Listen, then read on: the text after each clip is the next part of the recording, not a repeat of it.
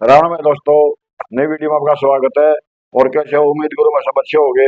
भाई नई वीडियो लेकर आया। वीडियो भाई भारत और श्रीलंका के बीच बनेगा श्री राम सेतु। भाई है तो क्वेश्चन मार्क इस पर, लेकिन भाई देखते हैं भाई वीडियो में भाई जो मतलब किस के बताओगा, उसके बाद में फिर अपना रिएक्शन देंगे।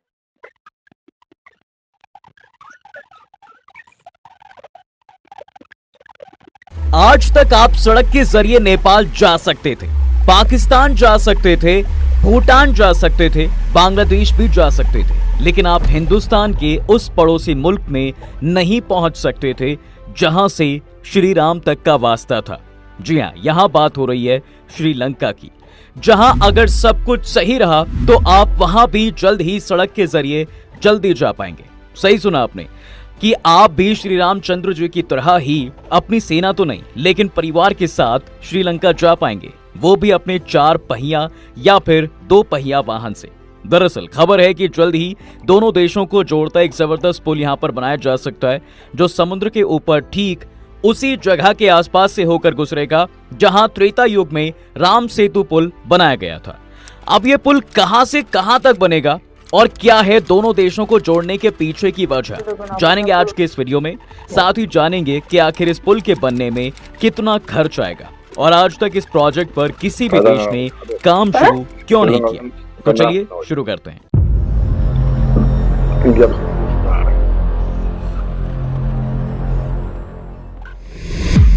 तो सबसे पहले उस पुराने पुल या फिर सेतु की जानकारी ले लेते हैं, जिसका महत्व दुनिया के दूसरे सभी पुलों से कहीं ज्यादा है। इसलिए हिंदुस्तान के नक्शे को अगर आप उठाकर देखेंगे तो पाएंगे कि भारत और श्रीलंका के बीच एक पतली हल्की सी लकीर नजर आती है और यही वो एक कड़ी है जो भारत और श्रीलंका को जोड़ती है, जिसके लिए धर्म में विश्वास रखने वाले कुछ कहते हैं तो पढ़ी लिखी बातों पर विश्वास करने वाले कुछ और। मगर फिर भी कहा जाता है साहब कि कुछ तो है जो दोनों देशों को जोड़ता है। तो दरअसल हिंदुस्तान के सबसे दक्षिणी भाग में हमारे पास रामेश्वरम आइलैंड है, जहां पर है धनुषकोडी, जिसे लेकर कहा जाता है कि ये हिंदुस्तान की आखिरी जमीन है। यानी यहां से इंडिया की लैंड खत्म हो जाती है और समुद्र का इलाका शुरू हो जाता है। वहीं यहीं से करीब 28 किलोमीटर दूर है श्रीलंका का उत्तरी हिस्सा, जिसे मन्नार आइलैंड कहा जाता है, जिसके शीर्ष पर है वहां का नॉर्दर्न वेस्टर्न कोस्ट तलाई मन्नार। और ये वही जगह है जहां तक धनुषकोडी से 28 किलोमीटर तक की दूरी है। जानकारी के मुताबिक धनुषकोडी और तलाई मन्नार के बीच में लाइमस्टोन के पत्थरों की एक पूरी चेन है, जिसको हम और आप हिंदी में राम सेतु और अंग्रेजी में एडम्स ब्रिज के नाम से भी जानते हैं। और धर्म ग्रंथों और मान्यताओं में भी राम सेतु का जिक्र मिलता है। बताते हैं कि इस सेतु को आज से करीब 6-7 हजार साल पहले श्री रामचंद्र जी ने अपनी सेना से बनवाया था, जब वो माता सीता को रावण के चंगुल से वापस लाने के लिए लंका जा रहे थे। कहा जाता है कि राम सेतु हल्का फुल्का आज भी मौजूद है और तब करीब 48 किलोमीटर यानी 30 मील लंबा हुआ करता था। और आज ये गल्फ ऑफ मन्नार और पाक स्टेट के बीच एक बैरियर का काम करता है। साथ ही कहते हैं कि ये पुल एक छोर से दूसरे छोर पर सीधा नहीं है, बल्कि हल्का सा घुमा हुआ है। और यही वजह है साहब कि इस सेतु की लंबाई आइडियल लेंथ से करीब 20 किलोमीटर ज्यादा है। अब धर्म पर विश्वास रखने वाले लोगों की अपनी आस्था है, लेकिन वैज्ञानिकों का मानना कुछ और ही है। उनका कहना है कि ये एक प्राकृतिक प्रक्रिया के जरिए बना एक structure sort of a thing है। मतलब इसरो के डेटा की माने तो वो कहता है कि राम सेतु 3 आइलैंड का एक ग्रुप है और वेस्टर्न जियोलॉजिस्ट का शोध भी इसको वक्त के साथ हुए चेंजेस की वजह से बना एक नेचुरल प्रक्रिया मानता है। उनका मानना है कि दोनों देशों के बीच राम सेतु का फॉर्मेशन तब हुआ होगा जब टेक्टोनिक प्लेट्स की मूवमेंट हुई होगी, जिसकी वजह से श्रीलंका और इंडिया का हिस्सा भी एक दूसरे से अलग हो गया होगा। और श्रीलंका के अलग होने के बाद ही ये कोरल आइलैंड्स की चेन बनी होगी। अभी टेक्टोनिक प्लेट्स मूवमेंट की थ्योरी ठीक उसी तरह की हिसाब जैसी हिंदुस्तान को लेकर भी कही जाती है कि हम कभी एशिया का हिस्सा थे ही नहीं, बल्कि हम कई करोड़ों साल पहले दक्षिण अमेरिका, अफ्रीका, ऑस्ट्रेलिया, अंटार्कटिका का हिस्सा हुआ करते थे और गोंडवाना कहलाते थे। खैर, वापस से राम सेतु पर आते हैं, जिसे लेकर विज्ञान के जानकारों में थोड़ा विरोधाभास भी नजर आता है। क्योंकि 2017 में द साइंस चैनल की तरफ से पोस्ट की गई एक वीडियो की माने तो टेक्टोनिक प्लेट्स की वजह से बने आइलैंड्स वाली गुत्थी उल्टी पड़ जाती है, क्योंकि पोस्ट में उन्होंने Indiana university, university of Colorado boulder और साउदर्न ओरेगन यूनिवर्सिटी के वैज्ञानिकों को कोट किया है और कहा है कि भारत और श्रीलंका के बीच जिस तरह से ये छोटे छोटे आइलैंड्स दिख रहे हैं वो बिल्कुल भी किसी नेचुरल प्रक्रिया से बने नजर नहीं आते, बल्कि ये पूरी तरह से मैन मेड लगते हैं। उन्होंने ये भी बताया कि जो रॉक्स हैं वो करीब 7000 साल पुराने, वो वक्त जब त्रेता युग में श्री राम के होने की बात कही जाती है। साथ ही ये भी बताया जाता है कि जो यहाँ मौजूद सैंड बार है वो सिर्फ और सिर्फ 4000 साल पुरानी है। अब जिन लोगों को नहीं पता कि सैंड बार क्या होता है तो बता दें कि सैंड बार वाटर सरफेस के नीचे उस जगह को बोलते हैं जो रेत के एक जगह इकट्ठा होने से बनता है। यानी इस बात से वो ये कहने का दावा करते हैं कि यहाँ मौजूद सैंड बार भले ही नेचुरली फॉर्म हो सकते हैं, लेकिन जो 7000 साल पुरानी रॉक्स हैं वो मैन मेड ही हैं, या यूं कह लीजिए कि कहीं से भी नेचुरल नहीं है। अब राम सेतु को लेकर तो बात हो गई, अब बात आती है साहब मौजूदा वक्त की, जब पर्यटन, अध्यात्म और अर्थव्यवस्था को बढ़ाने के लिए दोनों देशों के बीच एक तरह के आधुनिक ब्रिज को बनाने की चर्चा चल रही है। और जो सबसे पहला सवाल मन में आता है कि क्या ये ब्रिज पॉसिबल भी है, क्योंकि समुद्र के ऊपर से होते हुए ब्रिज को तैयार करना अपने आप में एक चुनौती है, जिसमें कई किलोमीटर लंबा और मजबूत पुल तैयार करना काफी खर्चीला और हेवी मशीनरी वाला काम है।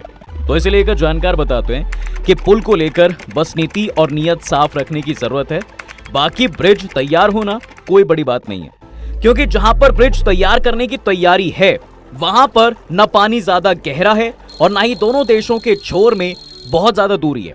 ब्रिज बनने वाली जगह पर पानी बहुत ही शैलो है और ज्यादातर जगह पर समुद्र की गहराई महज 1 मीटर यानी करीब करीब 3 फीट से भी ज्यादा नहीं है।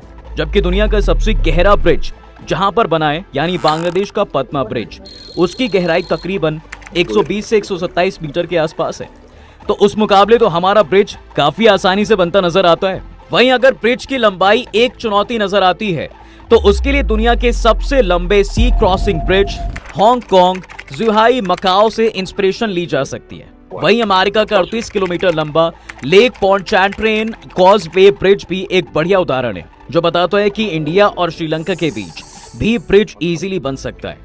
अब जब ब्रिज बन सकता है तो सवाल उठता है साहब कि इसे क्यों बनाना चाहिए, आखिर इस पुल के तैयार होने से किसे फायदा होगा। तो जवाब है साहब कि इस ब्रिज के बनने से दोनों देशों को अच्छा खासा फायदा होगा, क्योंकि ये हम सब जानते हैं कि दोनों देश पर्यटन और अध्यात्म के लिए एक दूसरे से काफी हद तक जुड़े हुए हैं। मगर शायद हवाई जहाज और पानी के जहाज से सफर करना सबके लिए पॉसिबल नहीं है और काफी खर्चे का सौदा है। इसलिए अगर ये पुल तैयार हो जाता है तो दोनों देशों के बीच टूरिस्ट की संख्या में अच्छा खासा उछाल देखने को मिलेगा, जिससे कहीं ना कहीं श्रीलंका को ही ज्यादा फायदा होगा, क्योंकि पिछले कुछ वक्त में उसके लिए चीजें आसान नहीं रही हैं।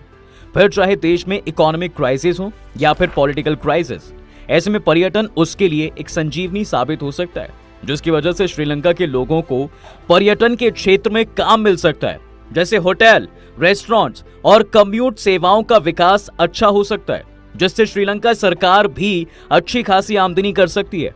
और वैसे भी श्रीलंका का महत्व भगवान श्री राम की वजह से काफी ज्यादा है, खासकर तब जब मां सीता को यहाँ लंकापति रावण ने बंधक बना कर रखा था, जिसे हिंदुओं द्वारा ज्यादा एक्सप्लोर नहीं किया गया है। इसलिए उम्मीद लगाई जा सकती है कि ब्रिज बन जाने से ज्यादा लोग हिंदुस्तान से श्रीलंका जाने में दिलचस्पी दिखाएंगे। वैसे भी श्रीलंका में जितने टूरिस्ट जाते हैं उसमें इंडियंस का नंबर अभी भी काफी ज्यादा है। मौजूदा साल की ही बात कर लें तो अब तक 2.6 लाख हिंदुस्तानी श्रीलंका की सैर कर चुके हैं। अब ऐसी बात नहीं है कि सिर्फ भारत से ही लोग श्रीलंका जाने में दिलचस्पी दिखाएंगे, बल्कि श्रीलंका से भी लोग पर्यटन और तीर्थाटन करने भारत जरूर आएंगे, क्योंकि श्रीलंका में बौद्ध धर्म को मानने वालों की संख्या काफी ज्यादा है और हिंदुस्तान सभी धर्मों के साथ लेकर चलने के लिए जाना जाता है। इसलिए बुद्धिस्ट लोगों को आकर्षित करने के लिए हमारे पास बोध गया, रामभर स्तूप समेत कई सारी दूसरी जगहें हैं जो बुद्ध के प्रशंसकों के लिए काफी महत्व रखती है। इसके अलावा श्रीलंका की हिंदू आबादी भी हमारे यहाँ पर आकर हमारे कल्चर और परंपरा में ब्लेंड हो सकती है। वैसे पर्यटन के अलावा ब्रिज बनाने से दोनों देशों में कामकाज भी बढ़ जाएगा, क्योंकि इंडिया और श्रीलंका मेजर ट्रेड पार्टनर्स भी हैं। भारत से श्रीलंका में चावल, गेहूं, दालें, फल और सब्जियां निर्यात की जाती हैं। वहीं श्रीलंका से भारत में चाय, कॉफी, नारियल और मसाले आयात किए जाते हैं। इसके अलावा कृषि उत्पादों की बात की जाए तो भारत से श्रीलंका में कपास, तिलहन और दूसरी कृषि उत्पाद निर्यात किए जाते हैं। वहीं भारत से श्रीलंका में वाहन, मशीनरी, इलेक्ट्रॉनिक्स, दवाइयां और रसायन भी निर्यात होते हैं। श्रीलंका दुनिया भर में अपने रत्नों और आभूषणों के लिए भी जाना जाता है और यही वजह है साहब कि भारत में श्रीलंका से रत्न और आभूषण की काफी आयात होता है। रिफाइंड पेट्रोलियम और क्रूड पेट्रोलियम भी दोनों देशों के बीच सबसे ज्यादा ट्रेड होने वाले गुड्स हैं। अब अभी तक ये जो सारा ट्रेड है वो मेनली सी रूट और कार्गो प्लेन्स के जरिए किया जाता है, लेकिन जब दोनों देशों के बीच ब्रिज बन जाएगा तो फिर जमीन के जरिए भी व्यापार हो सकेगा। अब जब पर्यटन और कामकाज बढ़ेगा तो स्वाभाविक है कि दोनों देशों के बीच संबंध भी और मजबूत हो जाएंगे। जहां पिछले कुछ वक्त में श्रीलंका को मजबूरी में चीन की तरफ झुकना पड़ा था, वो भी कहीं ना कहीं कम हो जाएगा। और वैसे भी श्रीलंका के साथ भारत की नीति और नीयत हमेशा से साफ रही है। भले ही चीन ने श्रीलंका के जरिए भारत के खिलाफ, हमारा मानना यही रहा है कि श्रीलंका तुझसे बैर नहीं, लेकिन चीन तेरी खैर नहीं। यही वजह है कि भारत हमेशा से ही श्रीलंका का एक बड़ा सपोर्टर रहा है और मुश्किल वक्त में हमेशा उसके साथ खड़ा रहा। जैसे जब हाल ही में श्रीलंका इकोनॉमिक क्राइसिस से गुजरा था, तब भी हिंदुस्तान ने सबसे ज्यादा आर्थिक मदद देकर पड़ोसी धर्म निभाया था। अब आप सोच रहे होंगे कि जब इस ब्रिज से इतना कुछ अच्छा हो सकता है तो इस पर आज तक कोई काम क्यों नहीं शुरू किया गया। तो बता दें कि इस पुल का विचार आज से नहीं बल्कि अंग्रेजों के वक्त से किया जा रहा है। बताया जाता है कि साल 1860 में ब्रिटिशर्स राम सेतु वाले एरिया में खुदाई करके वहां डीप सी बनाना चाहते थे, क्योंकि उस एरिया में गहराई कम होने की वजह से शिप्स और हेवी बोट्स वहां से गुजर नहीं पाती थी। ऐसे में अंग्रेज चाहते थे कि इसे खोदकर और गहरा बनाया जाए ताकि ये एरिया जहाजों के जाने के लिए मुफीद हो सके और जो लंबा घूमकर वक्त जाया होता है उसे बचाया जा सके। लेकिन अफसोस कि उनका ये आइडिया कभी भी धरातल पर नहीं उतर पाया। फिर इसी तरह 1956 में हिंदुस्तान की सरकार ने सेतु समुद्रम प्रोजेक्ट कमेटी बनाई ताकि वो रिसर्च कर सकें कि राम सेतु वाले एरिया में क्या कुछ प्रोजेक्ट किया जा सकता है। तब उन्होंने पहली बार दोनों देशों के बीच एक ब्रिज बनाने का प्रस्ताव रखा। हालांकि इस पर कोई ज्यादा ध्यान दिया नहीं गया, जिसके बाद साल 2002 में श्रीलंका की सरकार ने एक बार फिर से ब्रिज के प्रोजेक्ट को लेकर प्रस्ताव रखा और सोच विचार चलता रहा। जिसके बाद 2005 में यूपीए सरकार ने सेतु समुद्रम शिपिंग कनाल प्रोजेक्ट लॉन्च किया, जिसके तहत श्रीलंका और इंडिया के बीच पार्क स्ट्रीट को और डीप जाना था, जिसके लिए 83.2 किलोमीटर के एरिया में डिगिंग होनी थी ताकि पानी के जहाज आसानी से पार कर सकें, जो एक वक्त में अंग्रेज भी सोच रहे थे। मगर इस पर काम नहीं किया गया क्योंकि तर्क दिया गया कि राम सेतु को इस वजह से नुकसान होगा।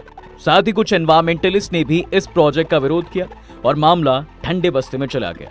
लेकिन फिर मोदी सरकार आई और सड़क परिवहन का जिम्मा नितिन गडकरी साहब को मिला, जिनके लिए कहा जाता है कि अगर गडकरी साहब ने एक बार सड़क पहुंचाने का सोच लिया तो फिर काम होकर ही रहता था। ऐसे में कहा जाता है कि नितिन गडकरी ने धनुषकोडी से तलाई मन्नार तक लैंड ब्रिज बनाने का प्रपोजल एशियन इंफ्रास्ट्रक्चर बैंक को सबमिट भी कर दिया है और इस प्रोजेक्ट में आने वाले खर्च की भी जानकारी जुटा ली थी और एशियन इंफ्रास्ट्रक्चर बैंक इस प्रोजेक्ट को फाइनेंस करने के लिए मान भी गया था। लेकिन फिर श्रीलंका की तरफ से इस प्रोजेक्ट में अड़ंगा डाल दिया गया। अब हो सकता है कि ऐसा चीन के दबाव में आकर किया गया हो, लेकिन फिर कहा जा रहा है कि नितिन गडकरी ने हार नहीं मानी है और वो भी इस प्रोजेक्ट को मुकम्मल करने की ठाने हुए हैं। यही वजह है कि साल 2018 में इस प्रोजेक्ट को लेकर एक फीजिबल स्टडी भी हुई थी, जिसमें प्रोजेक्ट के नफे नुकसान के बारे में चर्चा भी हुई थी।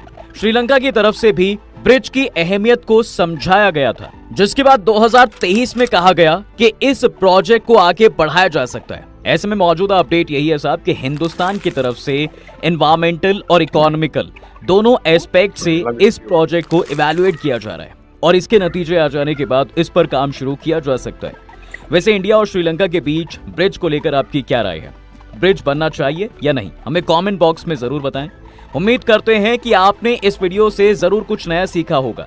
अगर सीखा है तो इस वीडियो को जरूर लाइक कर दें और इस जानकारी के लिए ज्यादा से ज्यादा लोगों तक शेयर करना ना भूलें। और हाँ, अगर आप इस चैनल पर नए हैं तो चैनल को तो दोस्तों कैसी लगी वीडियो? वीडियो जो है बहुत बढ़िया, अगर बन जाता है ना तो मतलब फायदा है इसमें। और श्रीलंका का तो बहुत ज्यादा फायदा हो जाएगा, क्योंकि श्रीलंका की तरह की इकोनॉमी ना बूम करेगी एकदम बनते, क्योंकि भारत में तो हमारा भारत में तो इतने आदमी जाएंगे देखने श्रीलंका ना, मतलब बहुत ज्यादा। और फिर हमारा ही फायदा है।